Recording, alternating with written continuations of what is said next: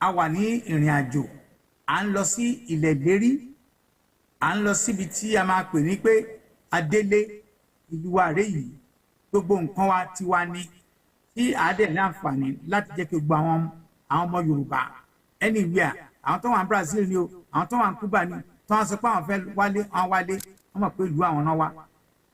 ẹ jọ̀ọ́ bàbá ibo la bá dọ́nì yìí dé bá a ṣe sọ̀rọ̀ lọ kí n tó bẹ̀rẹ̀ sí bẹ̀rẹ̀ àwọn nǹkan mi. Kò tí ì ju ọdún bíi méje kò tí ì tí ì tọdún méjì ìta bẹ̀rẹ̀ ìrìn àjò wípé àwa ọmọ Yorùbá ilé ìta rí ní Nàìjíríà yóò tó tí Nàìjíríà bá dá a lè sàsùn gbàgbé but Nàìjíríà ò dáa àwa Yorùbá ètò tó máa ń jọba lọ́kàn wa lójoojúmọ́ ni pé ìlọsíwájú ìtẹ̀síwájú wọ́n pe bàbá kan ní J.D.Y. Peel professor ni láti London University arúgbó pátápátá ni ó ti kú ní 2016 ó ní àwọn Yorùbá wọn yàtọ̀ ní pé à ń wá ìlọsíwájú yìí ìtẹ̀síwájú ó ní kò sórúkọ tí wọn kì í pè ṣùgbọ́n kò sí nǹkan tó wà lọ́kàn Yorùbá ju ìlọsíwájú àti ìtẹ̀síwájú ṣáàgbà gbogbo ó ní Yorùbá land náà ti máa rí àwọn Christian wọn kórajọ ní village kan wọn ní àwọn dá church sílẹ̀ nígbà tó bá tọ́dún méje mẹ́jọ mẹ́wàá tí church yẹn bá gbòòrò ẹ̀rí wọn á lọ dá school sílẹ̀ ìlọsíwájú nìyẹn. Ilẹ̀ Yorùbá nìkan náà láti máa ń rí wípé àwọn mùsùlùmí àwọn náà dá mọ́ṣáláṣí sílẹ̀ ládùúgbò kan nígbà tó bá dẹ̀ tí wàá gbòòrò tó ṣe wọn á lọ dá school sílẹ̀ ìlọsíwájú nìyẹn. Ó ní ìlọsíwájú ṣáá ní Yorùbá wá ó tiẹ̀ tún wá kí ẹ sọ kínní kan mọ́ wípé ní gbogbo ilẹ̀ tí mùsùlùmí wà láyé kò síbi tí mùsùlùmí ti máa hurú ìwà yẹn o wípé mọ́ṣáláṣí wa ẹ̀dẹ̀ ti wá gbòòrò ẹjẹ́ á lọ dá ilé ìwé sílẹ̀ pé ọ̀pọ̀lọpọ̀ náà àwọn ilé ìwé tó tóbi kàǹkà ní high school nílẹ̀ Yorùbá kí àwọn ológun tó wá da gbogbo ẹ̀rù ọ̀pọ̀lọpọ̀ nínú wọn ló jẹ́ pé àwọn muslim ẹlẹ́sìn muslim ló dá sílẹ̀. So ayàtọ̀ we are a people given to progress development. Ó ní òkòtò orúkọ tí wọ́n á pè ní ìlọsíwájú wọ́n á pè ní ìtẹ̀síwájú ó ní gbogbo ẹ̀ mean the same thing progress modernization that's it.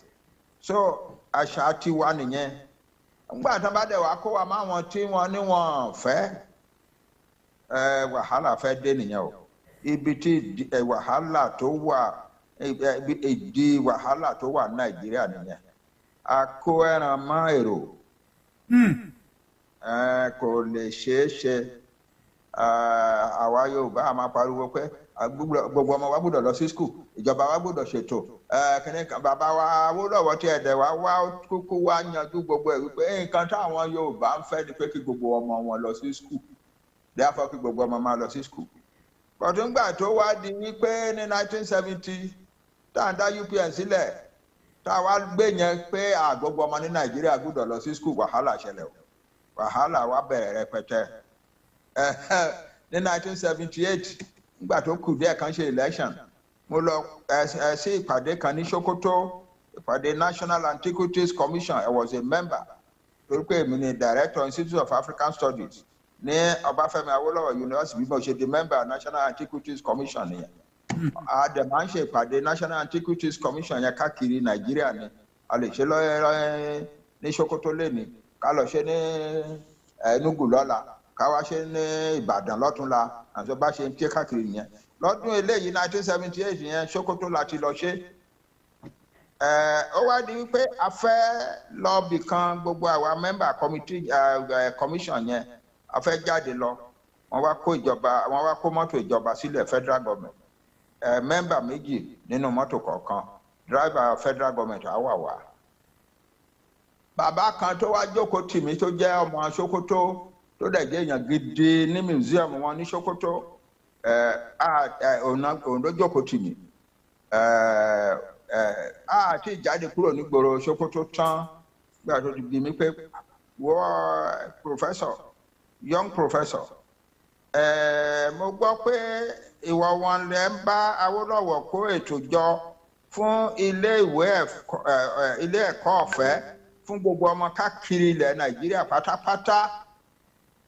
Èmi rò pé ọ̀rọ̀ dáadáa ló fẹ́ sọ ọmọ níbẹ̀ ni sá torí àwa là ń ṣètò yẹn lábẹ́ bàbá wa Awólọ́wọ̀.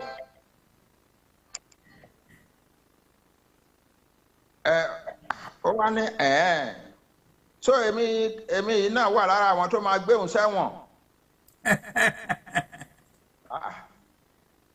Mo á ní.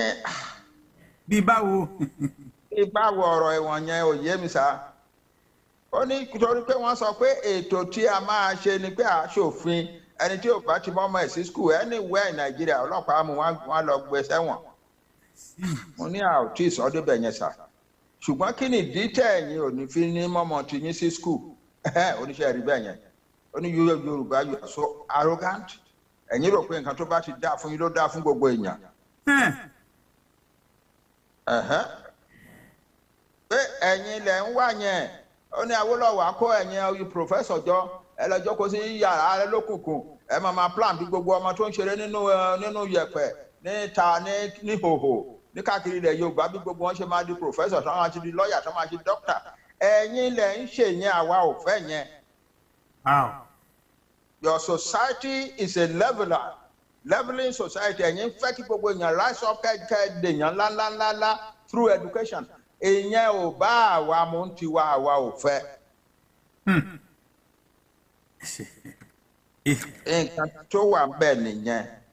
Ọ̀pọ̀lọpọ̀ nǹkan tí àwa àti bàbá wa Awólọ́wọ̀ gbé tó jọ wá lójú iléèwé ọ̀fẹ́ ìwòsàn ọ̀fẹ́ gainful employment rural development nǹkan kan wọ̀nyẹn yẹn kó kan àwọn aráabí wọn ò fẹ́.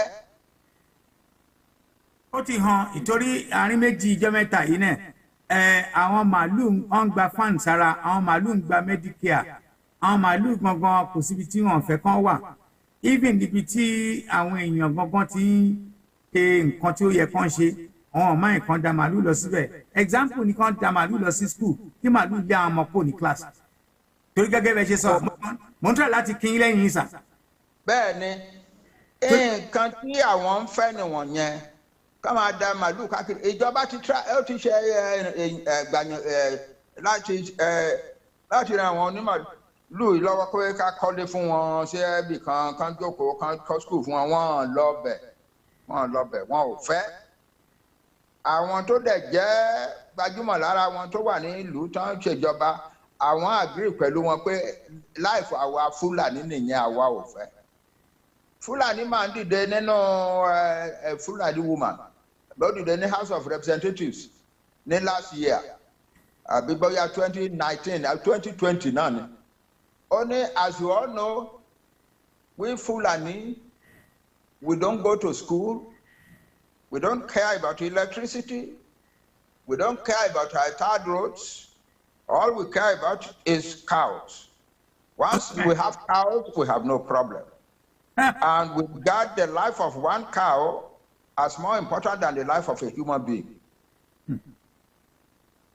Wow. Ní House of Representatives. Bẹ́ẹ̀ni mo níran ó dàgbà ní pósí. Ariwo wá ṣẹlẹ̀ àwọn tó sí south wá ti east wá ti gbogbo wá bẹ̀rẹ̀ sí pariwo speaker Dogara ó bẹ̀rẹ̀ sí gbá tébù gbàgbàgbà settle down. Nígbà tí wọ́n dẹ̀ wá settle down tán. Fúlàní máa mìíràn tó wá dáhùn pé ẹ̀ẹ̀kan tó ọmọbìnrin yẹn sọ lẹ́ẹ̀kan tí gbogbo yín pariwo sí yẹn o òótọ́ ti wà nìyẹn nǹkan táwa ń fẹ́ báwa ṣe rí nìyẹn ẹ lè ṣàìfẹ́ ṣùgbọ́n that's who we are and what we are and that's what we want so bó ṣe jẹ́ nìyẹn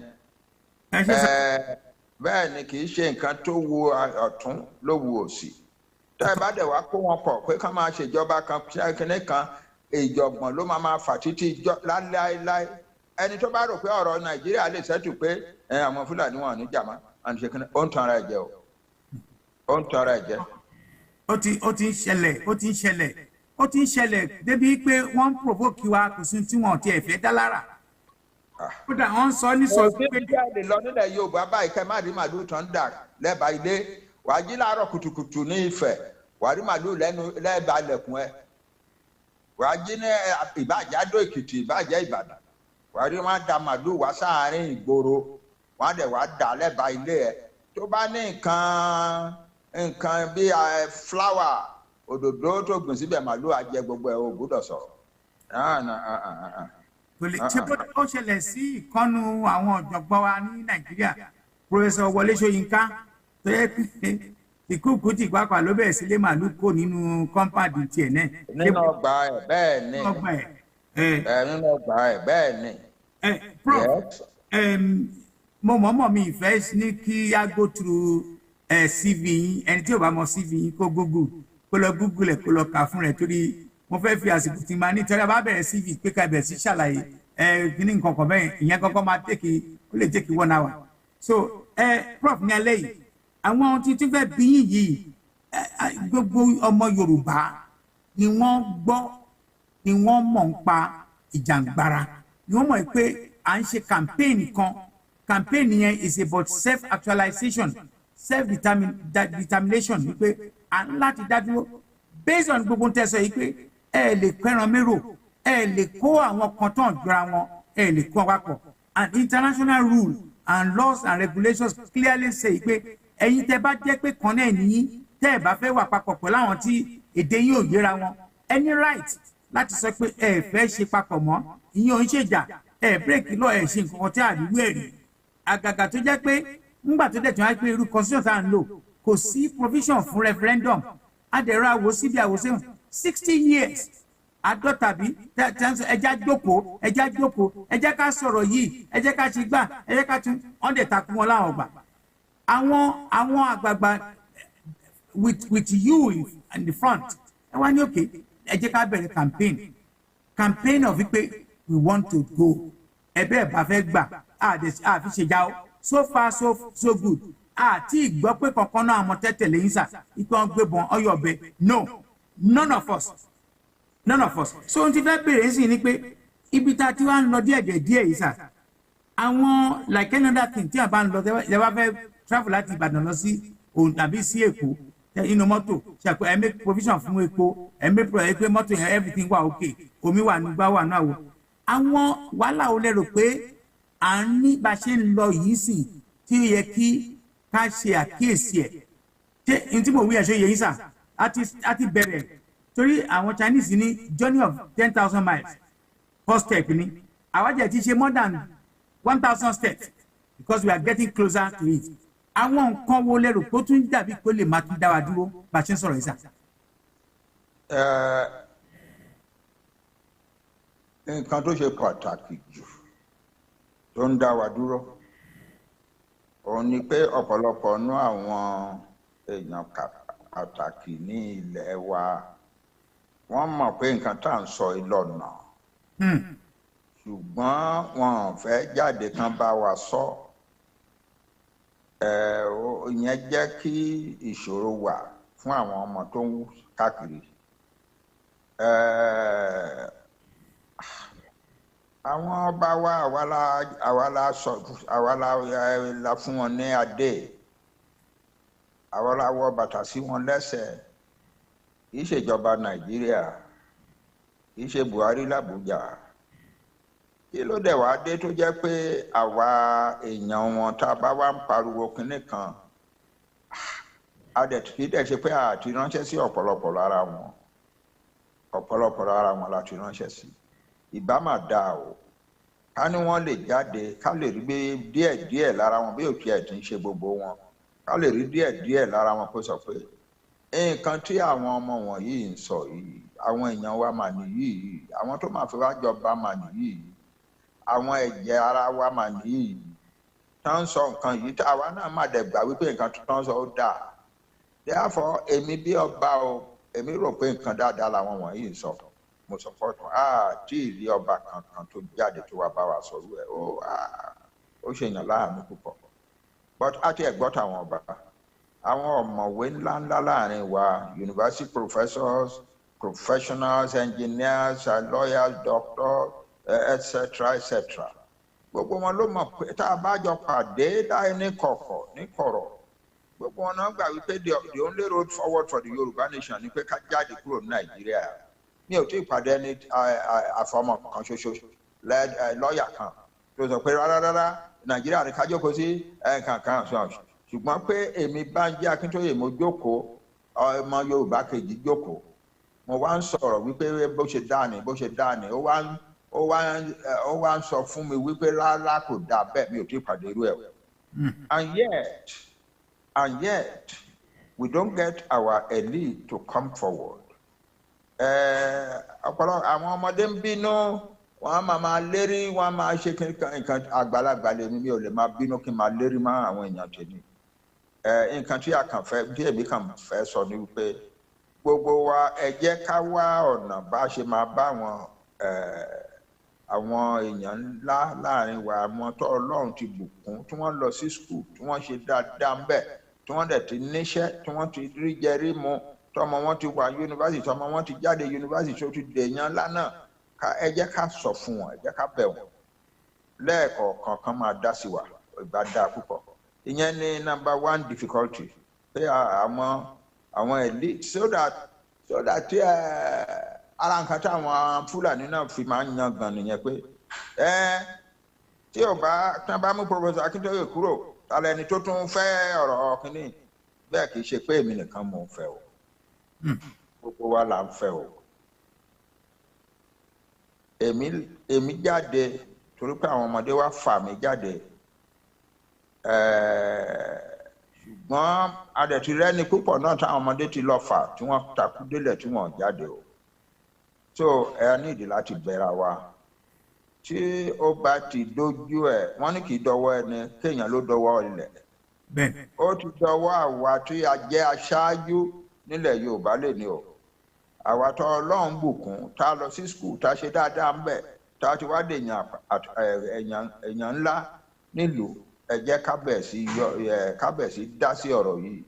It is the right way to go. There is no other way for the Yorùbá to go.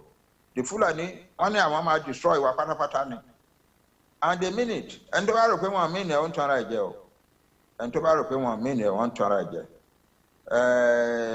Ìkan lára wọn ó kọ ìwé kan lẹ́nu ọjọ́ mẹ́ta yìí ó ní gbogbo Yorùbá la máa destroy pátápátá ó ní àwọn kan sọ pé Muslim ni wọ́n lára Yorùbá ó láwa gba àwọn wọ̀nyẹn sí Muslim ó ní they are infidels and unreliable and we are going to wipe all of them out and so on. That is àti Mùsùlùmí o àti onígbàgbọ́ o àti oníṣẹ̀ṣe o tó bá ṣáà ti jẹ́ Yorùbá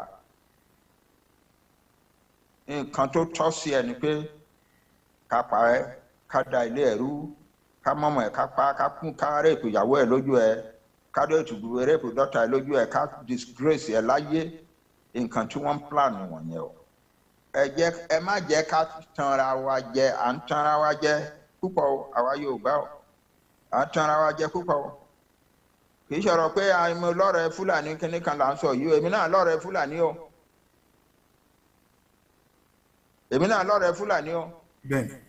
ṣùgbọ́n mi ò ní fi ọ̀rọ̀ pé mi ọ̀rẹ́ Fúlàní kí n wá sọ pé nǹkan tí Fúlàní ń fẹ́ fún Yorùbá lèmi fẹ́ fún Yorùbá rárá o nǹkan tí Yorùbá ń fẹ́ fún Yorùbá lèmi fẹ́ fún Yorùbá o bó ṣe jẹ́ nìyẹn àwọn tó dẹ̀ jẹ́ ọ̀rẹ́ mi tó jẹ́ Fúlàní tó jẹ́ Haúsá tó jẹ́ Ìgbò tó jẹ́ gbogbo wọn mọ̀ yẹn o that this old man is dedicated to the welfare of his people. He doesn't hate anybody. He has friends all over the country. But he loves his people first and foremost. And especially because his people are in danger, he wants to liberate them from the danger. It's as simple as that. How can I go to bed? But the bank pé wọ́n pa ọmọ tó ń lọ sí school ní Òkè Ọ̀kà, wọ́n pa ọmọ tó ń lọ sí ọmọ tó ń ṣe nọ́ọ̀sì, wọ́n lọ bá níbi tó ti ń ṣe nọ́ọ̀sì ẹ̀ wọ́n gbé orí ẹ̀ kúrò, wọ́n bá ìyá kan jí láàárọ̀ òun lọ sóko ní Àkúrẹ́, ó mú ọmọ ẹ̀ 7 year old dání, ọmọ yẹn ń kọ orin tán kọ́ wọn ní school, ìyá náà ń bá gbé, ìyá ò mọ̀ ọ́ kọ, ọmọ yẹn ló mú orin ẹ̀ kọ, but ìyá ṣáà ń bá gbé náà. Wọn ìyá gbé ìgbà abẹ́ àgbọ̀n lórí àwọn Fúlàní dẹ̀ jáde nínú igbó wọ́n fẹ́ máa rèpò obìnrin yẹn ó kọ́ ẹrù orí ẹ̀ sọnù ó sá wọ́n dẹ̀ mú ọmọ ẹ̀ wọ́n gé lórí. Lórí gbogbo kò ṣe sọ síta. Sọ síta sà. Èmi rò pé nǹkan tá à ń rí ó tó ká sọ fúnra wa. Ìtàn kan káàkiri látàná tí gbogbo èèyàn gbúdọ̀ fẹ́ tí ó ṣòro sọ jáde lẹ́nu. Wọ́n ní àwọn Fúlàní mú obìnrin kan tó ti lóyún tí oyún ẹ̀ ti fẹ́ pé ká bímọ.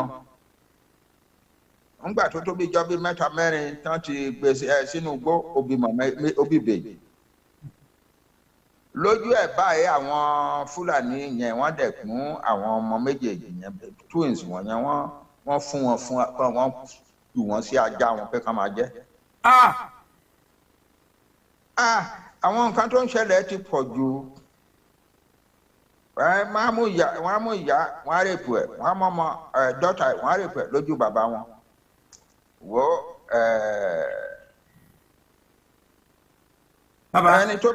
Ẹni tó bá ní ìwọ̀nyí o, and then eléyìí tó wá burú jù, Federal Government of Nigeria wà ń bẹ̀, àwọn ló lọ ọlọ́pàá, àwọn ló ní sójà, àwọn ló ní secret service. They don't do anything to stop all this.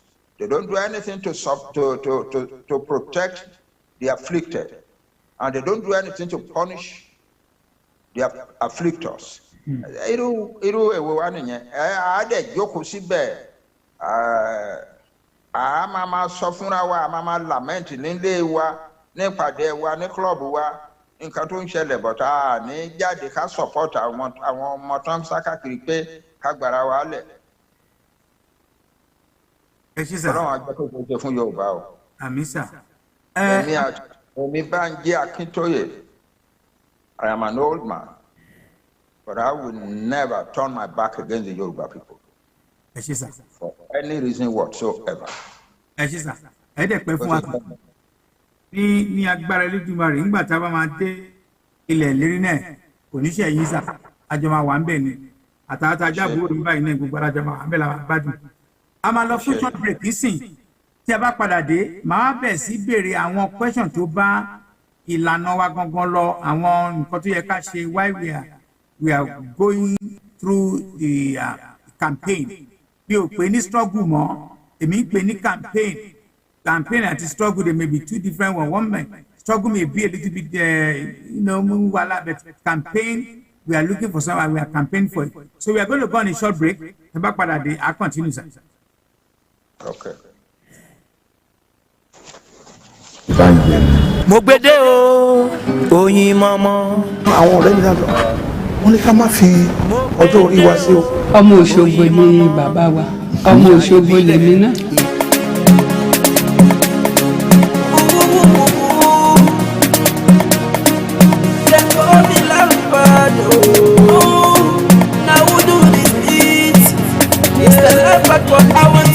Agogo dé ọmọ abìrò kágó Àjàní wọ̀lú tí mi yàrá ẹ̀ pẹ́kẹ́pẹ́kẹ́ ètò káàrọ̀ ọ̀tọ̀ ló balẹ̀ gùdẹ̀ sórí ìkànnì tá a wà yìí MOGBEDE lẹ́tọ̀ ara ọ̀tọ̀ tó balẹ̀ gùdẹ̀ sórí ìkànnì tá a wà yìí o bẹ́ẹ̀ bá wá fẹ́ sun nígbọ̀wọ́ abẹ́ fẹ́ polú ọjà nílẹ̀ ẹni àbí lókè òkun ẹ kàn sí wa lórí àwọn ẹ̀rọ ìbánisọ̀rọ̀ wa wọ̀nyí MOGBEDE ètò ní MOGBEDE ó ti balẹ̀.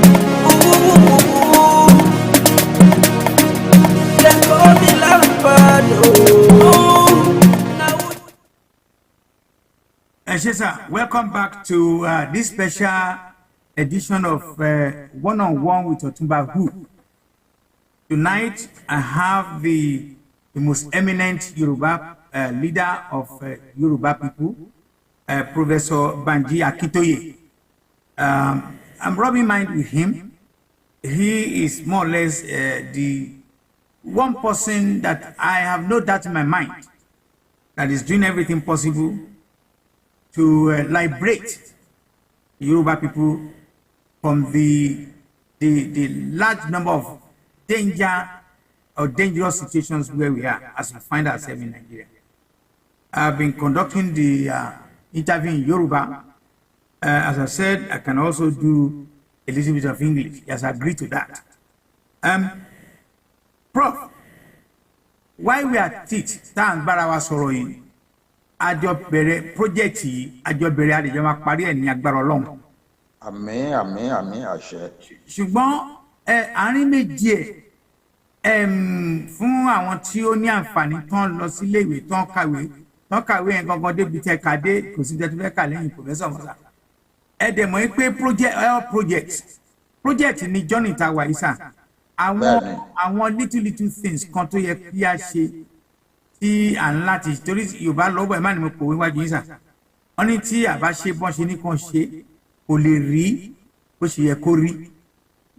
Now Prof àárín méjì ibi tá a gbé wá sí one of the biggest problem tí mo rò pé a ní àti tí àwọn tèmi ń bá sọ̀rọ̀ àwọn ex-judges àwọn lawyers àgbàlagbà tó jẹ́ group wa ẹjù wa lọ sà àmúlẹ̀ in my 70s so àwọn tó ń mọ̀ mí tó ń sọ pé bẹ́ẹ̀ ṣe ń ṣe ni ó dàbí pé mi ò fi fa wọn torí ẹ sọ̀rọ̀ débi ọ̀rọ̀ àwọn lọ́balọ́ba lẹ́ẹ̀kan èmi ò mọ nǹkan tí ó yẹ kó máa bà wọ́n lẹ́rù mo wá wádìí ẹ̀ mo jáde síta mo bẹ̀ sí bí àwọn bá àwọn òjòyè mi ò believe nǹkan tó ń sọ fún mi torí nǹkan tó ń sọ ní pé àti jẹ́ àti mú àwọn ọwọ́ federal government ló wà mọ́ ní ọwọ́ federal government owó tẹ̀ ń gbà kí ẹgbẹ́ ẹ̀ fi lè jẹun ẹ̀ ń fi owó tẹ̀ ń gbà yẹ fi ń ṣe ṣìnà fi ń ṣe ranù ní ẹ̀ fi tọ́jú àwọn tí wọ́n wà ní abẹ́yìn as your subject nítorí ilẹ̀ ń ṣe ìkan bínú ó ní ẹ̀bá kan ó tọrọ mo bá yín sọ mi ìṣọmọdé ó tọrọ mo bá yín sọ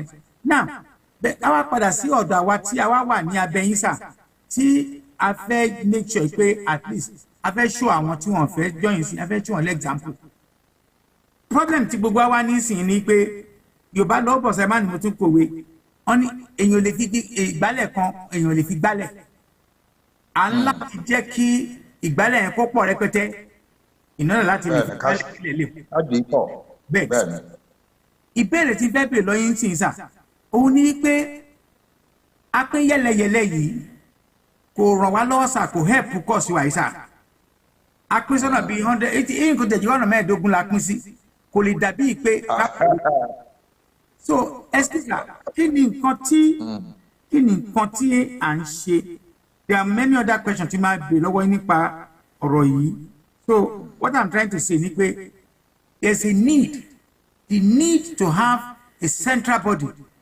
one umbrella tá bá wà lábẹ́ umbrella gbogbo àwọn oríṣiríṣi tí wọ́n ti dá group wọn lẹ̀ kò sẹ́ni tó fẹ́ dá tó ń tó fẹ́ ṣe because in the process wọ́n á di pressure group wọ́n á di association wọ́n á di organization papa pressure one umbrella kí ni tí a tà ń ṣe tí a ṣe tí ì ní one umbrella and kí la lè ṣe. ẹ ṣe tí èèyàn bá fẹ́ ṣe nǹkan ó gbọ́dọ̀ bẹ̀rẹ̀ kí ni kárátà àwọn èèyàn tèmi o kí n má lọ ṣe nǹkan tí ò ní bá ìwà wọn lọ kí làwa Yorùbá ti máa ń ṣe láéláé ló jẹ́ pé tí wàhálà bá dé ní ìlú àwọn Yorùbá máa ń dá ẹgbẹ́ sílẹ̀ láti takò ní. I'm on record in our traditions as far back as the 9th century AD tó jẹ́ pé àwọn kan dá ẹgbẹ́ sílẹ̀ ẹgbẹ́ láti face a particular problem. A tún ní problem ní 19th century táwọn ọmọ kan kóra jọ láti face Àfọ̀njá pé ó fẹ́ dàlúwàrú a máa face ẹ̀ wọ́n dẹ̀ ṣe kélekèle wọ́n pè àwọn ní ògo wẹ́wẹ́ àwa Yorùbá àṣà tiwa nìyẹn therefore kì í ṣe nǹkan burúkú tí àwọn Yorùbá bíi mẹ́ẹ̀ẹ́dọ́gbọ̀n àbí mẹ́jọ àbí márùn gan tí wàhálà bá délẹ̀ bó ṣe wà lọ́rùn Yorùbá yìí kan kóra àwọn jọ kan láwọn ti dá ẹgbẹ́ sílẹ̀ kò sí nǹkan tó burú ń bẹ̀ o. However àwọn kinní kan wà tó jẹ́ pé bẹ́ẹ̀ ṣe ń ṣe yẹn kálukú ń sá káàkiri ẹ̀ ń kọ́ àwọn èèyàn bá ń ṣe máa defend ìletò wọn villages wọn nǹkan ẹ̀ ń ṣe gbogbo wọn yẹn fine ẹ̀ ń kọ́ àwọn ọmọ àwọn farmer bẹ́ẹ̀ ṣe máa ṣèrànlọ́wọ́ fún wọn fine ṣùgbọ́n nígbà tí ó bá dojú ẹ̀ àwọn kinní kan wà tí gbogbo yín ò lè lọ máa ṣe bẹ́ẹ̀ ni gbogbo wa ò lè dìde ká lọ máa submit letter ní United Nations organization bíi 100 bíi 200 kí kálukú lọ máa submit letter tiẹ̀ ní United Nations bí nǹkan tí àwa Yorùbá ń fẹ́ ni àwa tá a wá submit lẹ́tà yà wá lọ̀gá adẹ̀tí wá sọ kí ẹni wá ló yẹ káwọn bíi méjì mẹ́ta wálé ní káwọn méjì mẹ́ta mìíràn tó ń wá lọ́tún lákàn tó bá yá wọn máa fi wá ṣe yẹ̀yẹ́ ní United Nations. Therefore a gbọ́dọ̀ kó ẹnu pọ̀ ní level irú ọ̀rọ̀ irú yẹn. And United Nations kì í ṣe United government of the world, for instance United States State Department ṣé gbogbo wa la lọ síbẹ̀ lọ́ máa kọ́ mi submit letter ni a lè ṣe bẹ́ẹ̀ tá a bá ṣe bẹ́ẹ̀ à dójú tira wa. So kí n tẹ̀ wá sọ ọmọ kan wà tó ṣe lecturer lábẹ́ mi nígbà tí mo ṣe professor ní American University ó ti wá dé èèyàn gidi báyìí ní ìjọba ìlú ẹ̀. Ó wá dédé fóònù mi ó ti tóṣù bíi márùn-ún báyìí. Prof, wow, I see that your agitation, the agitation of your Yoruba people for self-determination is growing very big and it's very highly respected all over the world. But there is something you are doing wrong. Kí ló dé tẹ́ ní one voice kó wá máa bá irú bí tí mo ti ń ṣiṣẹ́ kó má jẹ́ ẹ̀yìn òjò wá lè ní ọ̀yà ìnáwó lọ́la àtúwà. Tẹ́ ẹ bá ń ṣe bẹ́ẹ̀ yẹn tó bá yá ara yóò ní máa take ní serious mọ́. That's my suggestion to you, Prof. Òótọ́ nìyẹn o. Bá a bá ń ṣe bẹ́ẹ̀ yẹn, organization yìí dìde lẹ́nu ó lọ submit letter sí State Department l'Amẹ́ríkà. Ó tún dọ̀la mìíràn tún wá. Ó tún dijọ́ mẹ́ta yẹn méjì mẹ́ta wá. Ẹ̀ka tó bá yá wọn máa fi yín ṣe ẹ̀yẹ́ ń bẹ̀ ni. So bó ṣe jẹ́ nìyẹn, a gbọ́dọ̀ kóra jọ nídìí. Èkejì, àwọn pé ọ̀pọ̀lọpọ̀ ni a máa sọ pé nígbà tá a bẹ̀rẹ̀ ọ̀rọ̀ yìí ọ̀pọ̀lọpọ̀ náà àwọn organisation wa náà sí lọ dá fund sílẹ̀ láti collect owó láti ṣètò ara wọn so on and so forth. Ọ̀pọ̀lọpọ̀ náà àwọn fund wọ̀nyẹn ló dìjà o. Èmi bàbá yín ni mò ń sọ fún yín ọ̀pọ̀lọpọ̀ náà àwọn fund yẹn ló dìjà náà bára wọn jà. Mi ò mọ bá ń ṣe ṣe wọn á ní PayPal ní wọn á ní kíní kan ní mi ò mọ̀. Ṣùgbọ́n mo mọ̀ wípé wọ́n ń jà sí èmi náà dẹ̀ wá kó bá ariwo èmi dẹ̀ nǹkan tí mo kàn wá fi parí gbogbo ẹ̀ ni pé ọ̀rọ̀ owó tó nǹkan tá à ń bára jà sí o. Ẹ jọ̀ọ́ mo bẹ̀ yín ẹ má jẹ́ ká jà torí owó. Nǹkan tó pa ọ̀pọ̀lọpọ̀ ariwo wọ̀nyẹn mọ́lẹ̀ nìyẹn. So ọ̀pọ̀lọpọ̀ èèyàn wá ń sọ wípé ẹ jẹ́ ká ní Yorùbá National Fund. Kò sí organisation kankan láàrin wa tó lè dá sílẹ̀ no matter how big o. Gbogbo wa la gbọ́dọ̀ pọ̀wọ́pọ̀ ká dá sílẹ̀. Ìgbà ló máa yẹ wá ló máa dá ló dẹ̀ máa serve purpose tá a dá sílẹ̀ fún. Ìyẹn kan. Lẹ́nu ọjọ́ mẹ́ta ya ní ìdí láti lo ọ̀pọ̀lọpọ̀ náà àwọn lọ́ọ̀yà wa. Federal government gbógun ti wà. Wọ́n lọ sílé Sunday, wọ́n lọ bàjẹ́ wọ́n pààyàn bẹ̀. Wọ́n kó 12 people lọ sí Abuja. 3 days later wọ́n attack àwọn ọmọ wa tó ń ṣe peaceful and lawful rally ní Èkó. Wọ́n kó 49 of them. So ọ̀pọ̀lọpọ̀ náà àwọn lọ́ọ̀yà wa dìde láti ṣèrànlọ́wọ́. Ká dúpẹ́ lọ́wọ́ wọn ká dẹ̀ dúpẹ́ lọ́wọ́ Ọlọ́run fún yẹn. Ẹ mọ̀ pé àwa Yorùbá a ní lọ́ọ̀yà púpọ̀. In fact èèyàn kan sọ fún mi wípé tá a bá kó gbogbo lọ́ọ̀yà tó wà ní gbogbo Áfíríkà jọ Yorùbá pé ìdajì ń bẹ. Bẹ́ẹ̀ni. So a dúpẹ́ pé that is an area in which we are very good. But tá a bá organize ẹ̀ dáadáa. Eléyìí tá a rí lẹ́nu bí ọ̀sẹ̀ bíi méjì mẹ́ta yìí. Ó burú jáì. Ẹlòmíràn tí o tiẹ̀ bá wọn dé kóòtù rárá jókòó sílẹ̀ a máa fóònù àwọn èèyàn l'Amẹ́ríkà ní Russia nǹkan. Àwa là ń defend àwọn ọmọ wọn yẹn o. Àwa là ń gbó fún lọ́ọ̀yà. Owó ránṣẹ́ sí wọn, wọ́n á dẹ̀ mọ́ owó ránṣẹ́ sí wọn. Ẹni tó wà ní Russia, tó wà l'Amẹ́ríkà, tó wà ní Brazil, yóò mọ nǹkan tó lè ṣẹlẹ̀ ń dé, tó dẹ̀ lọ́rẹ̀ẹ́, tó ti mọ̀ rí tó sọ pé òun lọ kò bá wọn dé kóòtù kò mọ nǹkan tó ń ṣe ń bẹ́ o. Á dẹ̀ gbowó. Irú ẹ̀ pọ̀ dáadáa. Bẹ́ẹ̀ táwọn yẹn tún fi ń lu jìbìtì.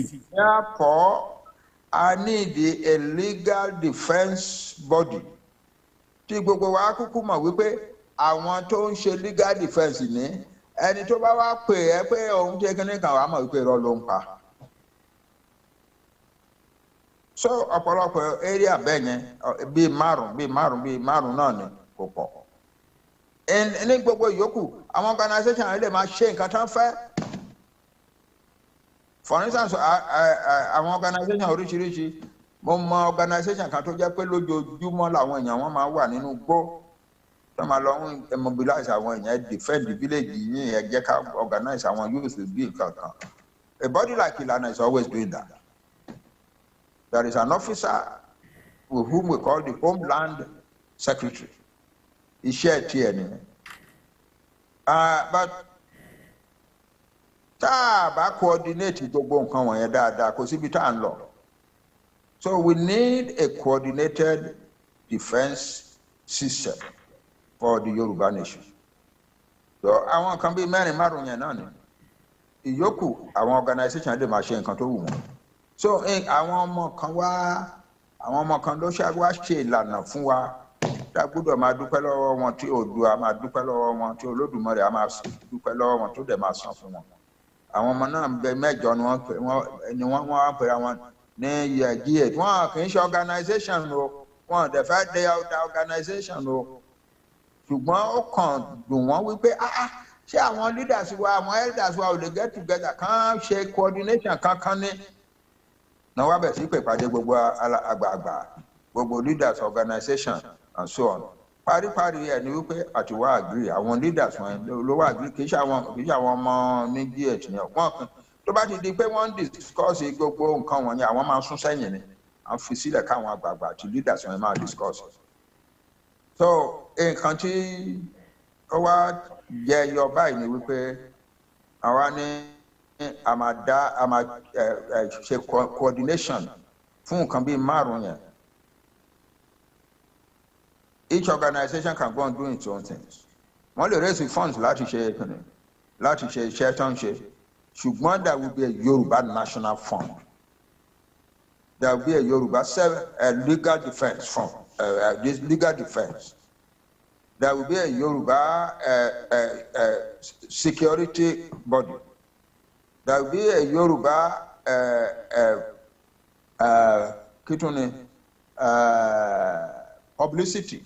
publicity group, and so on. So they will be doing the work at that level without interfering with the organization. For instance, body to mama da Yoruba national fund sílẹ̀ kò lè interfere rárá pẹ̀lú organization kéékèèké kan dá fund àtàrà wọn sílẹ̀ fún iṣẹ́ tí wọ́n ń ṣe.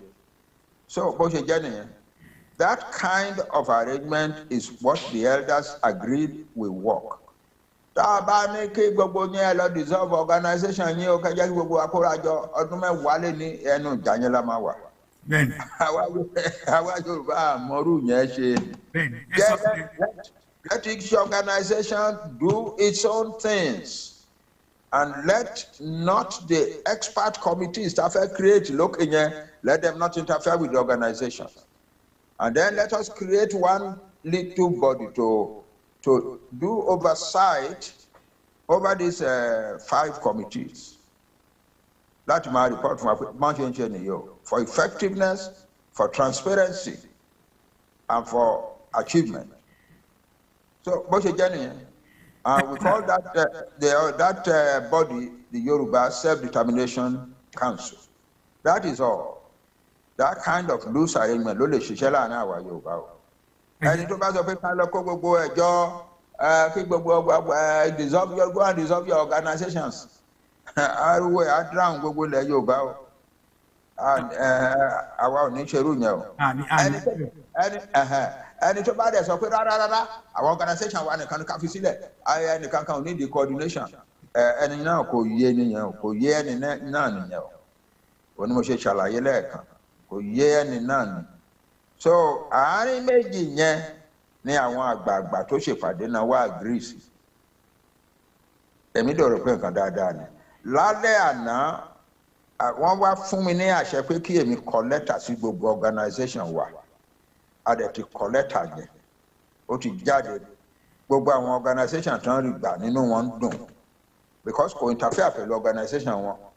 Ó wá create, for instance, mo mọ organisation tó ti kọ lẹ́tà wípé àwọn máa gbé lọ sí United Nations. Ìlànà ọmọ Oòduà wọ́n gba ẹni tó mọ United Nations dáadáa. Wọ́n kó wọn jọ. Wọ́n ní ẹ bá wa kọ lẹ́tà tá a máa kọ sí United Nations. These are the facts, but ẹ̀yin lẹ ń ṣiṣẹ́ ń bẹ̀. Wọ́n ti kọ lẹ́tà yẹn ó ti tó ṣùgbọ́n mẹ́rin báyìí. Ṣùgbọ́n àwa tá a jẹ́ àgbà láàrin àwọn ọmọ wọ̀nyí a sọ fún ẹ má gbé lọ sí United Nations. Kò tí ì sẹ́ni tó fún yín ní authority láti ṣe o. Ìjọ kan ń bọ̀ tá a máa ní one voice láti lọ sí United Nations. Ìjọ yẹn ẹ wá gbé lẹ́tà yẹn fún wọn. Tó bá ní àwọn mìíràn tó ti nírú lẹ́tà wọn yẹn àwa pa gbogbo ẹ̀kọ́ àwa kọ lẹ́tà tó dáa gan-an àwa gbé lọ sí United Nations. Ẹni tó bá máa gbé lọ wọn á wá yàn án. Àwọn tó máa gbé ẹ̀yin báyìí alàgbà báyìí ẹ̀yin lẹ máa gbé lẹ́tà wa. Ẹ̀yin ọmọ kéékèèké ẹ̀yin lẹ nìkan yín ẹ̀yin lẹ máa pọ̀ jù. Àwa gbé lẹ́tà wa lọ sí United Nations.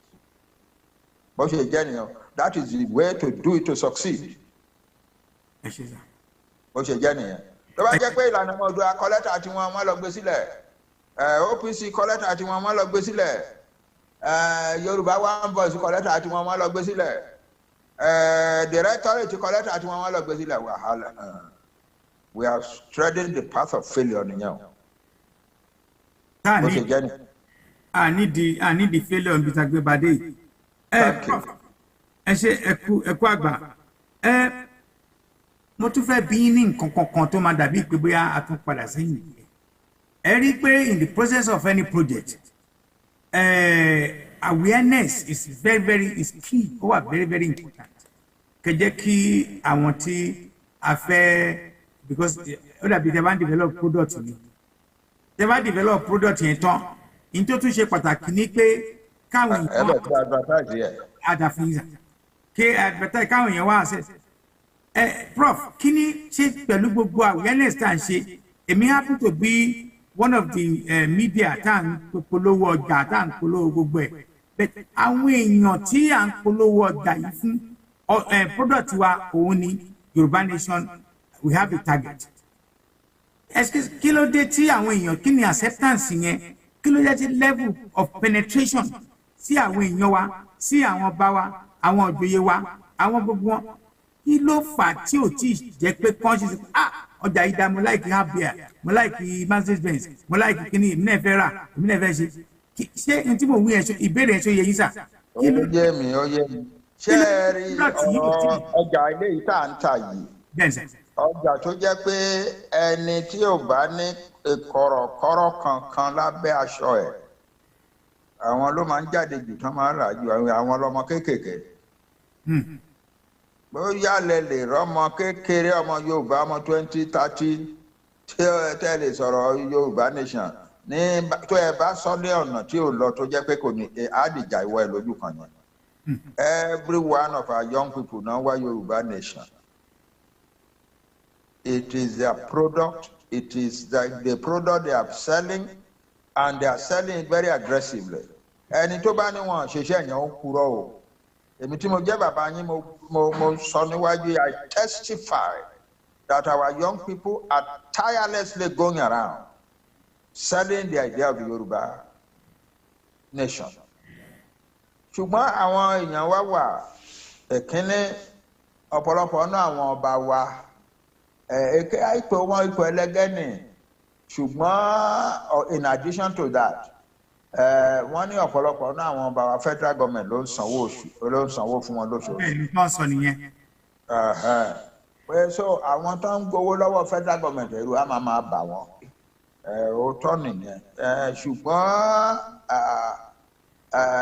kì í ṣe pé kí èèyàn má lè sọ síta wípé àwọn èèyàn mi nǹkan tó ń fẹ́ ni nǹkan tí èmi náà dẹ̀ ń fẹ́ nìyẹn.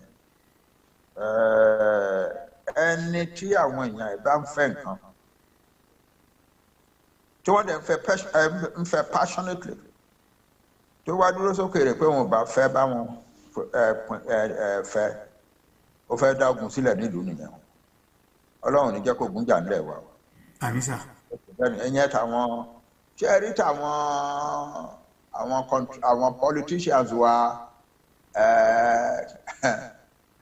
politics in Nigeria kò ń ṣe politics lásán. nígbà táwọn Awólọ́wọ̀ politics gidi nìyẹn wọ́n á elect yẹ wà wá sí Ìbàdàn ẹ ṣe ìpàdé House of Assembly mo rò pé fún ọ̀sẹ̀ kan àbí nínú oṣù kan dẹ̀ padà wà lọ máa ṣe teacher tó ń ṣe ìkan lára àwọn tó ga jù ní House of Assembly ńgbà 1950s Chief Odùọlá Ọ̀ṣuntòkun was my teacher and he will go to Ìbàdàn and disappear for a few days and then come back. Òun gan ló túnbọ̀ wá ń kọ́ wa pé nǹkan báyìí náà ṣe ní House of Assembly àwọn lágbájá ló ń ṣe báyìí níbẹ̀ àwọn kan so on and so forth. So we got to know a lot about what was happening in the Western region through him. Ṣùgbọ́n eléyìí báyìí business ni pé à ń lọ sí House of Assembly, business ni pé à ń lọ sí Senate, business ni pé à ń lọ sí House of Rep. Ńgbà tí máa ṣe election Senate mi ò tiẹ̀ sílé ibi tí bàbá mú mi sí pé kí n ti lọ máa ṣètò ọ̀rọ̀ UPN ní Cross River State tí mo wà ni wọ́n ránṣẹ́ sí mi pé àwọn fẹ́ ṣe nomination níjọba ẹ̀bẹ̀ pé kí n wá sílé o èmi rò pé wọ́n pè mí kí n wá sílé torí pé èmi ni leader UPN committee wa ní àdúgbò yẹn lẹ́kìtì. Ìgbà tí máa délé àárọ̀ ọjọ́ kejì wọ́n ti kóra jọ bíríbíríbírí kí n tó mọ̀ nǹkan tó ń ṣe wọ́n ti yàn mí pé èmi ni candidate wọn. Nǹkan tó dẹ̀ jẹ́ ká ṣe bẹ́ẹ̀ ni wípé wọ́n ti lọ sí ìpàdé ní Ìbàdàn lẹ́kọ̀ọ́ tán ti gbọ́ tí Chief Awólọ́wọ̀ sọ pé I will want Banji to be one of our representatives in the Senate. Ọ̀tán nǹkan tán gbà nìyẹn bíríbírí wọn béèrè olówó mi kò sẹ́ni tó béèrè kọ́bọ̀ lọ́wọ́ mi kò wọ́n dẹ̀ ti yàn mí kálukú dẹ̀ kẹ́rù wọn wọ́n lọ síbi iṣẹ́ wọn. Mo ti di candidate nìyẹn mo tún wá padà sí Cross River State mi ìgbà tó election kù bíjọ́ bíi méje mo wá padà wálé àwa bẹ̀ sí káàkiri abẹ̀ sí fọ́gbó fẹ́jù káàkiri mo dẹ̀ win easily. Parọ́ sà gbogbo ẹ̀ ló ṣe jí wa and ẹ̀rọ gbogbo pé ọmọ mi kan báyìí tó gbọ́dọ̀ mi lọ́mọdé ó wá lóun fẹ́ ṣe senator ní senatorial district tí ẹ bàbá ẹ̀ Banji Akintoye ti ṣe senator tí ò ná kọ́bọ̀ tí ò náwó wọn yẹn ó ní 440 million naira ló ń lọ yá mo ní kí ló ti fẹ́ ṣe ó ní tóun ò bá ní òun ò lè win.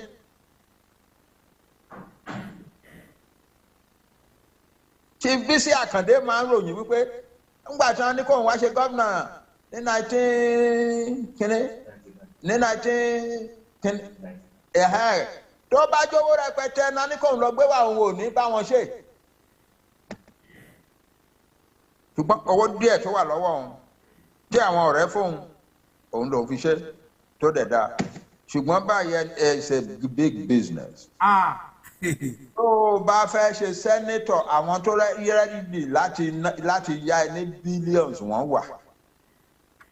Because wọ́n ti commercialize it. Torí wọ́n mọ̀ wípé èrè tán máa jẹ lórí bílíọ̀nù tán yá ẹ̀yẹn ó pọ̀ púpọ̀ ju owó èrè tán lè jẹ lórí kán bá fi ń tajà lọ́jà.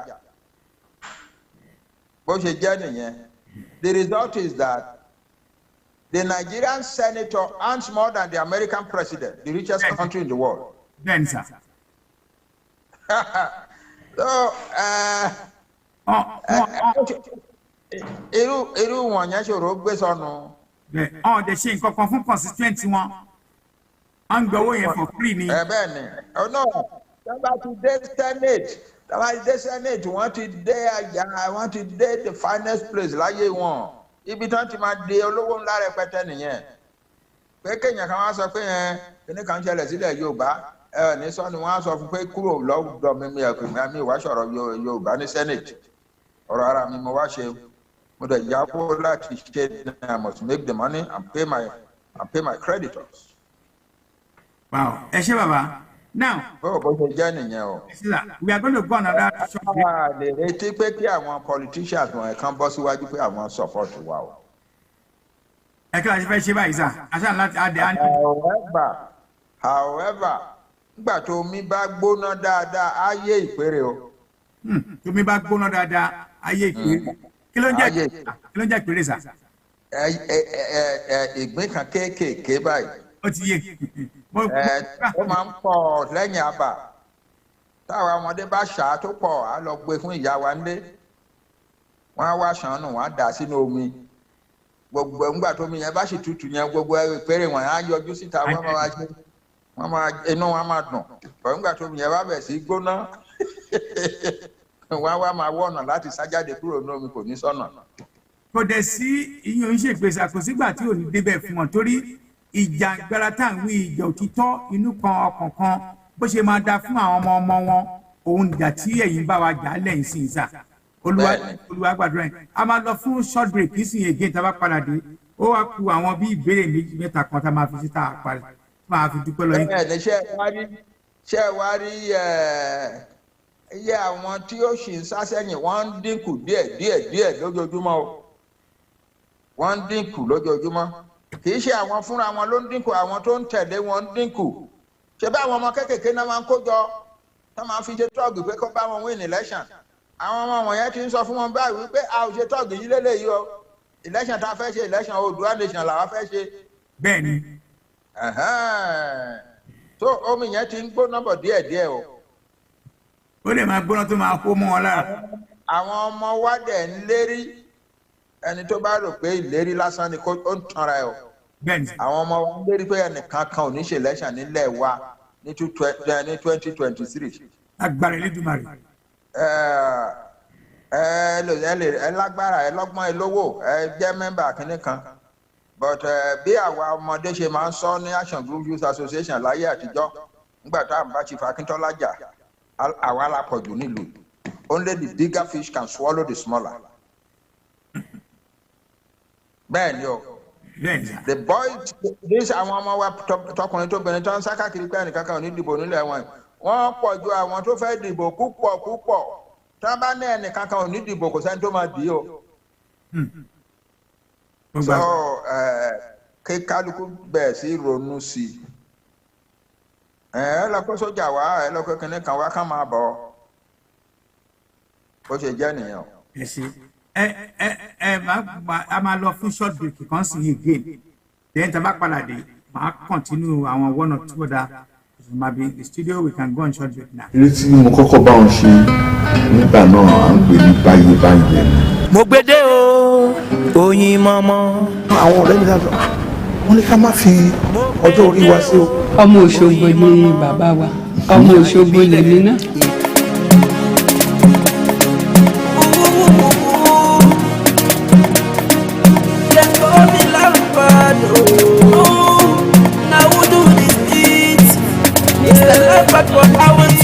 agogo dé ọmọ abìrò kágó àjàní wọ̀lú tí mi yàrá ẹ̀ pẹ́kẹ́pẹ́kẹ́ ètò káàrọ̀ ọ̀tọ̀ ló balẹ̀ gùdẹ̀ sórí ìkànnì tá a wà yìí MOGBEDE lẹ́tọ̀ ara ọ̀tọ̀ tó balẹ̀ gùdẹ̀ sórí ìkànnì tá a wà yìí o bẹ́ẹ̀ bá wá fẹ́ sun nígbọ̀wọ́ abẹ́ fẹ́ polú ọjà nílẹ̀ ẹni àbí lókè òkun ẹ kàn sí wa lórí àwọn ẹ̀rọ ìbánisọ̀rọ̀ wa wọ̀nyí MOGBEDE ètò ní MOGBEDE.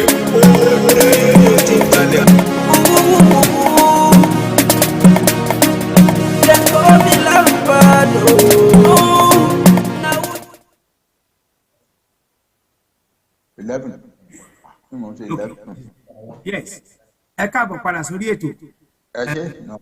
ẹ ṣé mo dúpẹ́ lọ yín o mo dúpẹ́ lọ yín fún àsìkò tẹ́ filẹ̀ láti bá àwọn ọmọ yín àwọn àbúrò yín àwọn ọ̀rẹ́ yín láti bá wa sọ̀rọ̀ kí ẹ wá gboyè tẹ́ gbà nílẹ̀ Yorùbá yìí yìí ní àmọ́ ó tẹ̀ ti mọ́rí ọ̀rẹ́dì á dẹ̀ bá yín kalẹ̀ ẹ̀ tún pẹ́pẹ́pẹ́ fún wa sà torí àwọn kan wà tó jẹ́ pé wọ́n ń pè ní culture gẹ́gẹ́ bẹ́ẹ̀ bá ṣe ti bẹ̀rẹ̀ pé àwọn kan lè máa fi màálù hàn pẹ̀lú màálù jẹun wọ́n lè máa gbé living room pẹ̀lú wọn àwa ní culture táwa ní òun include pé ká kí ọmọ ọdún mọ́kànlá mọ́lẹ̀ kí ó máa tó máa pé ọmọ ọdún mẹ́ẹ̀ẹ́dógún bó ti bímọ bíi mẹ́rin fún wa àwa ní culture ní culture yìí pé à ń láti máa ṣe àwọn gbogbo àwọn aká máa fi wọ́n ṣe tó bá ti fún wọn ní túwó láàárọ̀ tó bá dalẹ̀ tàbọ̀wọ̀ sàn kan fún wọn ní kùnú tó bá dẹ̀ dalẹ̀ kan fún wọn ní tó fẹ́ fún wọn jẹ àwọn gẹ́gẹ́ bẹ́ẹ̀ ṣe sọ̀rọ̀ education àwa ní front runner anywhere in the whole of Africa tí Abáfẹ́mi Awólọ́wọ̀ legacy tí wọ́n ní mo máa ń sọ fún gbogbo àwọn èèyàn tèmi mọ̀ mi ò tí ì mọ the last 7 president ta ní Nàìjíríà tó lè match legacy Ọbáfẹ́mi Awólọ́wọ̀ kò possible because láàrin. Ọ̀túnba ẹ má lo the word match Please, March mi wí pé wọ́n lè súnmọ́. Bẹ́ẹ̀ni. Wọ́n dẹ̀ lè wá rárá o. There is no such thing. Láàrin ọdún mẹ́fà péré tí wọ́n lò ní Western Region sir. Bẹ́ẹ̀ni. Tí wọ́n ṣe the last almost 60 years sísìn àròjútu ara wa sà. Kò sí gbogbo gọ́ọ̀mẹ̀ntì àti up to today ilẹ̀ gbogbo ohun tí Awólọ́wọ̀ ṣe ní Western Region òun ni the last àwọn ni the six states tó make zone yẹn sí náà sì ń tọ́pọ̀ lé lórí tó ọ̀dẹ̀ tí ìròjú tiẹ̀ tí ọ̀nà Ọ̀tà láàrin Ọ̀tà tá a ti ní president tó gbé bẹ̀rẹ̀ ọmọ Ọ̀tà nílùú àbáyé tó yẹ pé Sàngọ̀tà ẹ máa fi ìrìn tó yẹ pé kẹrin 3 minutes 3 hours ẹ máa fi rìn ọ̀dẹ̀ báyé jẹ́ ọ̀dẹ̀ ṣoríṣiríṣi gẹ́gẹ́ bẹ́ẹ̀ ṣe sọ wàhálà wa yìí náà bá ṣe sọ pé kódà àwọn kan wà lára wa bóyá ọmọ àlè ni wọ́n ni o bóyá ọmọ kàtá ni wọ́n ni o bóyá ọmọ kọ́mọ ni wọ́n ni tó hàn níran ni tó ń ba ọ̀rọ̀ pé kí ni má da èmi dẹ̀ pẹ̀lú àwọn tí wọ́n ń jà fún ìjàngbara torí ojú òtí ẹ̀rù bà mí èmi pẹ̀lú àwọn tí ó jẹ́ pé mo fi orí àtọrun àti ara mo fi ń ṣe mo dẹ̀ ń sọ lẹ́yìn ní gbogbo wájú àgbáyé bàbá wa mo fẹ́ gbé yín ní nǹkan kankan tí ó ṣe pàtàkì fún mi again àti ń tra àti ń gbìyànjú ara àwọn gbìyànjú tá à ń ṣe náà ní tá à ń ṣe lẹ́nu inú mi dẹ̀ tó pẹ́ wá ń bí ẹ wo ẹlẹ́nijẹ́ mẹ́ta yìí mo mọ̀ pé ẹ̀ kì í ṣe lọ́ọ̀yà sà kéèyàn dẹ̀ wò lójú kó tẹ́lẹ̀ wo ṣuṣuṣuṣu tẹ lọ sílé èèyàn kan ẹ dẹ̀ bá gbogbo ilé ẹ̀ sọ pé ẹ̀ ń bọ̀ ẹ dẹ̀ lọ with the intention pé ẹ fẹ́ lọ pa ẹni tó ní ilé yẹn ẹ wá rẹ́ nìyẹn pa ẹ wá bá gbogbo nǹkan ní ẹ̀jẹ̀ ẹ bá lé ẹ̀jẹ̀ ẹ bá gbogbo ẹ̀jẹ̀ ẹ tún pààyàn méjì sínú ilé yẹn ẹ wá tún kó àwọn ọmọ kan tí wọ́n mọ́wọ́ tí wọ́n mẹsẹ̀ àwa rí ẹnìkan àbá àwọn méjìlá kan ẹ wá kó wọn lọ sí ọ̀dọ̀ DSS ẹ máa gbọ́dọ̀ mi sà ẹ wá kó wọn lọ síbẹ̀ ẹ wá fà lọ́n fà bọ̀ ẹ wá ku ẹ wá release àwọn mẹ́wàá ó wá kó àwọn méjì prof ọ̀rọ̀ tí mò ń wí yìí ẹ pẹ̀lẹ́ sà ọ̀rọ̀ tí mo fi mọ̀ sọ níwájú gbogbo aráyé kí wọ́n á gbọ́ nítorí program yìí is going to go viral adé Brazil adé everywhere kọ́ máa bèrè ó wá kó ọmọ méjì kan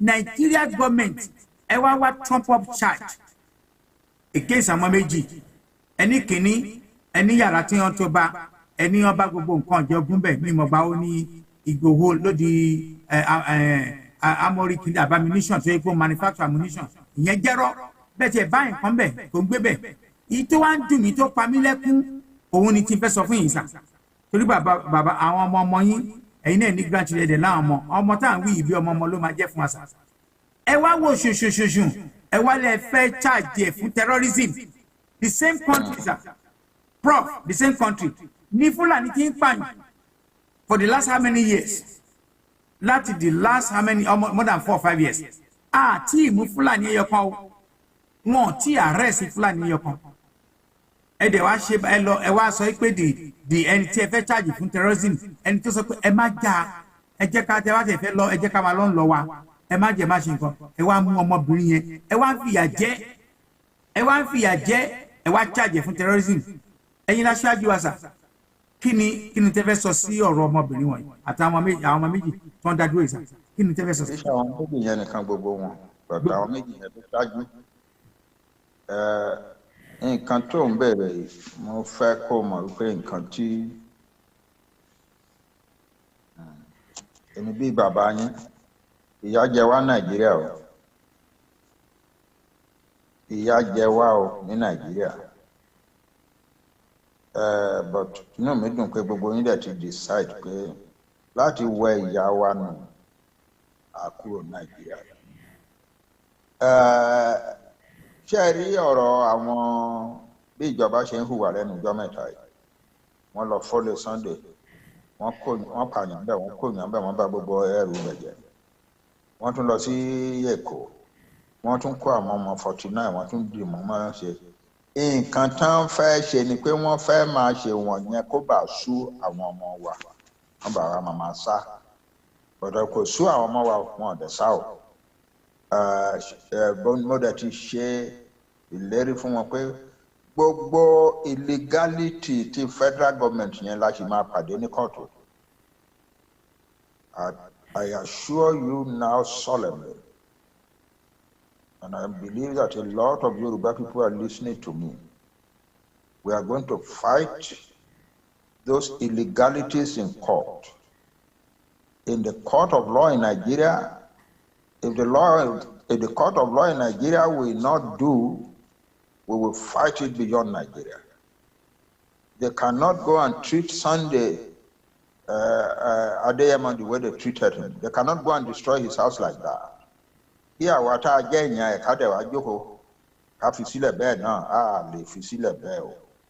we are going to fight. The people who did that action, we will fight them to the last letter of the law. I assure you that. I want to learn. See, I want to demonstrate peacefully. We will fight them to the last letter of the law. We have started now what I call the war battle in the struggle, the law battle in the struggle. We are going to fight. We are not a violent organization. We are not going to go into the street and begin to kill or fight or anything, or kill policemen and so on. No. But we will fight the authorities in court to the very best of our ability. I assure you that. Because it's a subject that touches me very deeply. Now, over area be continue to feki about FNC. A song for Kani Central Body. So, gẹ́gẹ́ bí n tẹ́ ṣàlàyé fún wa ń sìn pé àwọn mẹ́jọ kan wọ́n ti darapọ̀, wọ́n ti wá come up with a blueprint. I mean, kind of. If I want to come up with the blueprint, one can pay our leaders at the elders, our leaders at the elders, and come up with the blueprint. Okay. I want to be a facilitator. Baba White or Eshepade, bí o ṣe sí unity rárá yóò dá tí wọn ò jù bẹ́ẹ̀ yẹn. Gẹ́gẹ́ bí ẹ̀yin gan ní aṣáájú gbogbo wa, mo fẹ́ kẹ́ fi àsìkò yìí sọ fún gbogbo àwa gbogbo Yorùbá tó wà lágbàáyé torí gbogbo ọ̀nà ń wò wá ní Brazil everywhere náà ń wò wá. Orúkọ wo gangan lórúkọ umbrella kan tó tí ẹ̀ ń wí ẹ̀ kí lórúkọ yẹn ń jẹ́ sà? Wọ́n fẹ́ pè ní umbrella organization o because kì í ṣe umbrella fún àwọn organizations o. It's just a collaborating body. And one it will Amapirawani Bobo struggle Wakatapata Amapirawani Yoruba self-determination movement. Yeah, everybody, every organization had them actually one, but we will all be members of that movement. That's it. That movement, Lomawada Council select. Council yẹn ló máa dá àwọn committee àwọn committee yẹn gan ibi tá agbára wà nìyẹn. Àwọn dẹ̀ make sure pé àwọn tó mọ iṣẹ́ committee wọn yẹn ló wà ńbẹ̀. The skills, expertise, professional knowledge and so on. Bó ṣe jẹ́ nìyẹn. Ẹ ṣé sà. Àwọn torí mo promise pé 1.5 hours la máa ṣe because of your age and I want to highly keep my promise. And I appreciate it. Normally 2 hours in Manchi, age to me, DNA, Baba, I want Fulani, you Majak Bokon Simbe, one Fuaniron, one Shakosiwa, one Shepe, Boni Baba Kela Lishe, I want Fulani Conwalo see Boho, Vigeta Bigerin, on what Drumbe, on Bay signboard Sibe.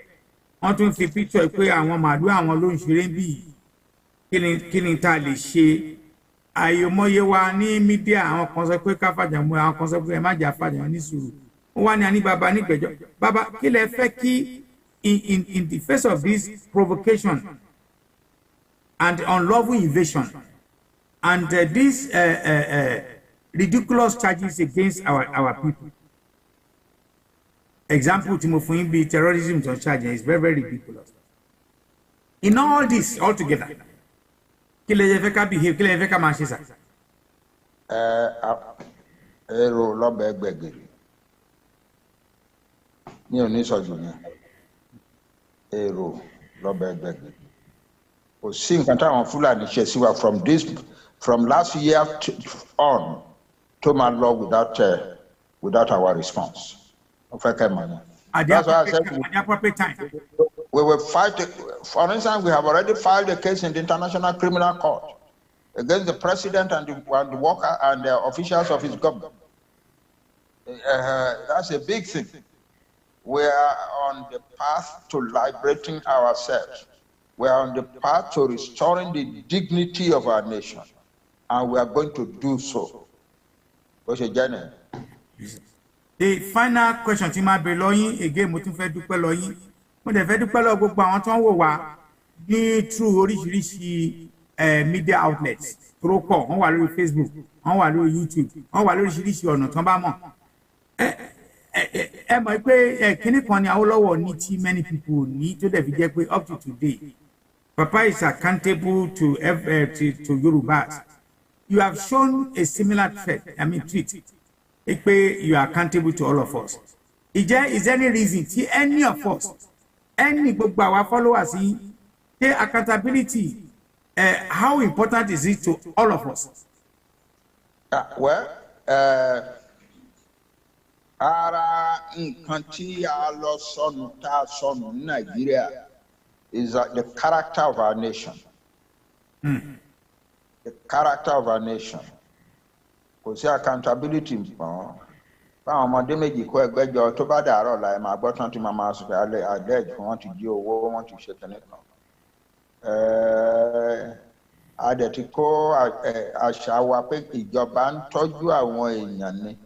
Táwọn ìjọba wa àwọn chiefs wa tán bá kóra jọ sí palace ọba sí ààfin ọba ọ̀rọ̀ bí ayé ìlú yẹn ṣe máa dáná ń rò kí sọ̀rọ̀ bí wọ́n ṣe máa pín owó kò tẹ̀ sówó tán fẹ́ pín gan anyway. Bó ṣe jẹ́ nìyẹn. But we have now reached a point at which our governments are insensitive to the desires and the sufferings of our people. And that is, we are going to set up a body, a national morality revival. Ọmọ kan ní kẹjẹ ká pè ní moral rearmament. Yóò do a moral rearmament. Tá a bá débẹ̀ a máa máa ṣe. But we do need a body like that to return us to who we were before we were forced into the disaster and the squalor of Nigeria. But so we are ready. We have thought this revolution very carefully.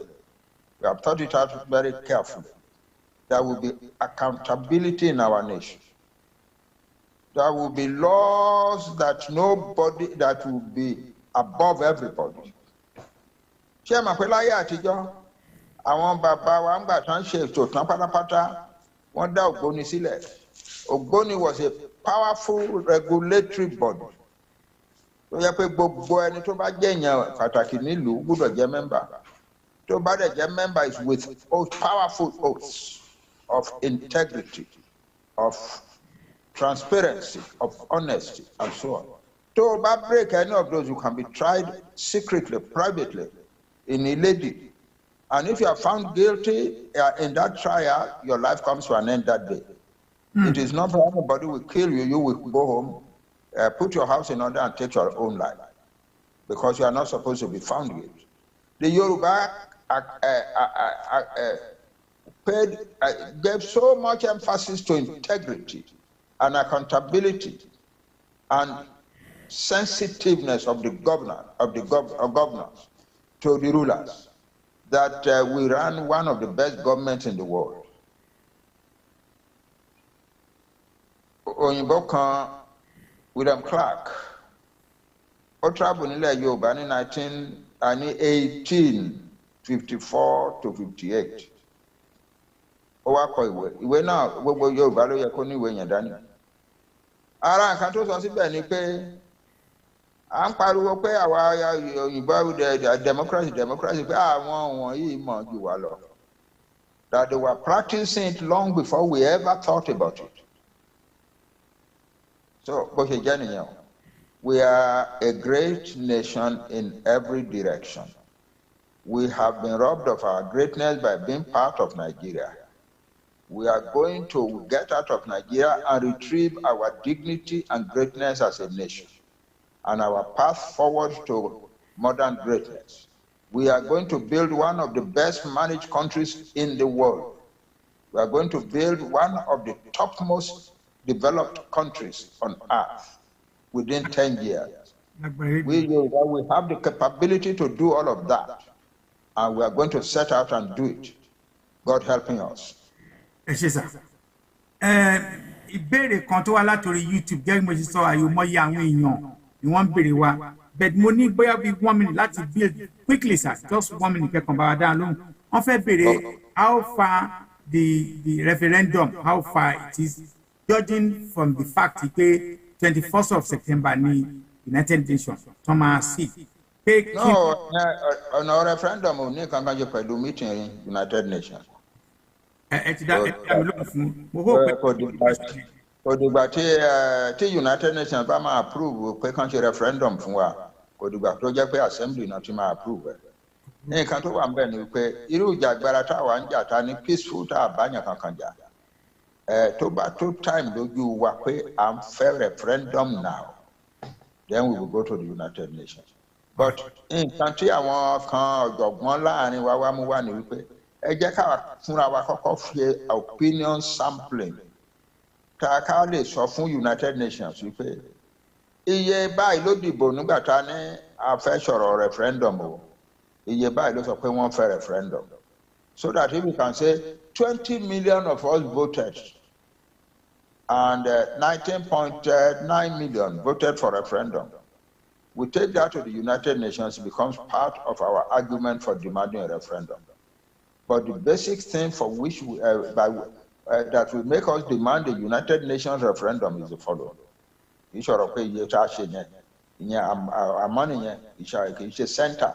center of the problem is this.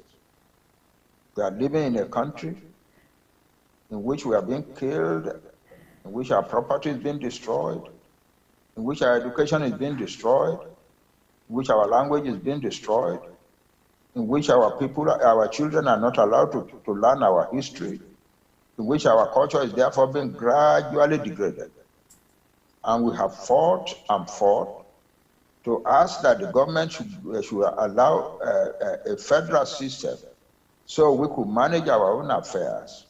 And it was a federal system we agreed upon at the beginning, but they have taken it away from us and they have centralized everything so that they can do to us whatever they want to do. That's it. So they're destroying our culture. We have a right to a culture of our own. We have a right to our own language. We have a right to a development program of our own, but they will not allow it.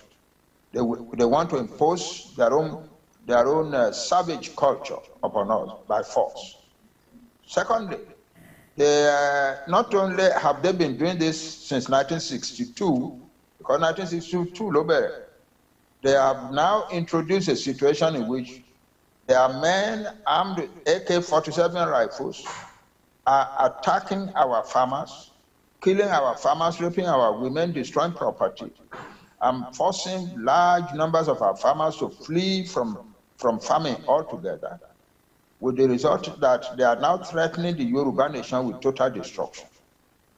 Those are the reasons we want to leave Nigeria, and we want the United, and we know finally that if we want to hold a referendum of our own, the federal government of Nigeria will use violence against us.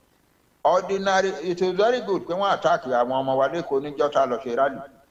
so we can quote that ordinarily holding a peaceful rally, and we can show evidence that it was a peaceful rally. Ordinarily holding a peaceful rally was opposed by the government of Nigeria, and the police began to shoot into the air and caused a stampede, and killed one young woman who was doing her business near the place. And so we cannot go and embark upon our holding our referendum by ourselves. We cannot ask our federal government to hold it for us. We cannot ask our state governments to join together to hold it for us. So the only recourse we have in the world is the United Nations. Are you getting the arguments? Those are the things that will give us the attention of the United Nations to come and hold a referendum.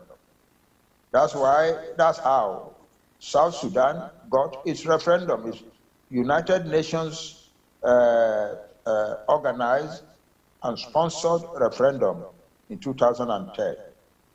So, we are working steadily towards this thing. And everything that is happening to us is supporting our demand for a United Nations referendum. It has nothing to do with the General Assembly of the United Nations. At all, it doesn't have anything to do with the General Assembly. And it's a very question, and Mofe fi as to do Paloisa. 6 minutes be 7 minutes quicker to bury. But Modupe de Paloisa, Amariba, Johnny, she could get at Debitano, a like, you know, Luamu Adele, Prof. You know me do, Pemo Jamie, Emma Pay like another thing. One thing can't pay you.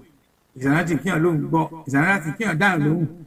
So I got all the combinations together, and I'm very, very happy for you to, coming to my program, one-on-one with Otunbahoo on MOGBEDE Radio UK. Sir.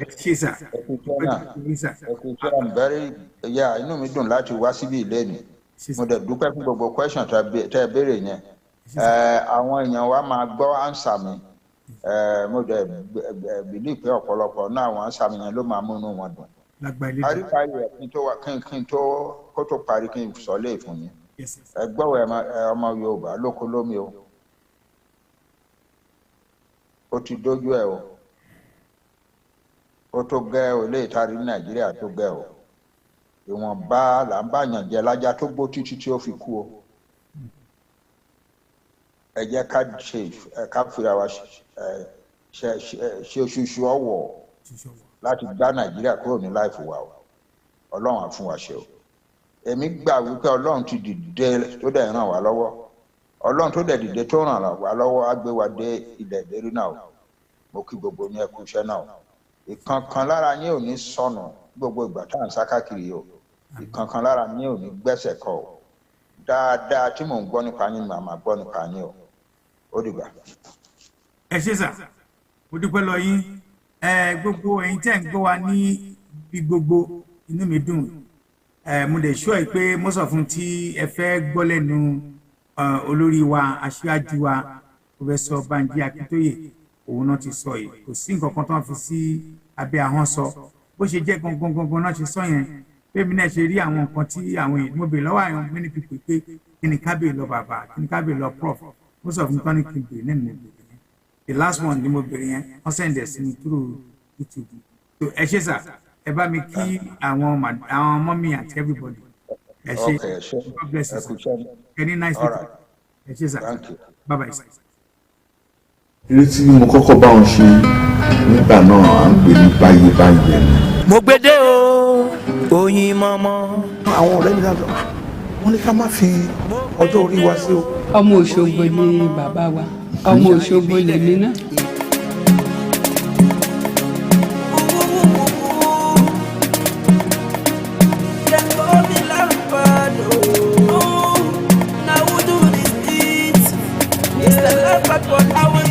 Agogo dé ọmọ abìrò kágó Àjàní wọ̀lú tí mi yàrá pẹ́kẹ́pẹ́kẹ́ ètò káàrọ̀ ọ̀tọ̀ ló balẹ̀ gùdẹ̀ sórí ìkànnì tá a wà yìí MOGBEDE lẹ́tọ̀ ara ọ̀tọ̀ tó balẹ̀ gùdẹ̀ sórí ìkànnì tá a wà yìí o bẹ́ẹ̀ bá wá fẹ́ sun nígbọ̀wọ́ abẹ́ fẹ́ polú ọjà nílẹ̀ ẹni àbí lókè òkun ẹ kàn sí wa lórí àwọn ẹ̀rọ ìbánisọ̀rọ̀ wa wọ̀nyí MOGBEDE ètò ní MOGBEDE.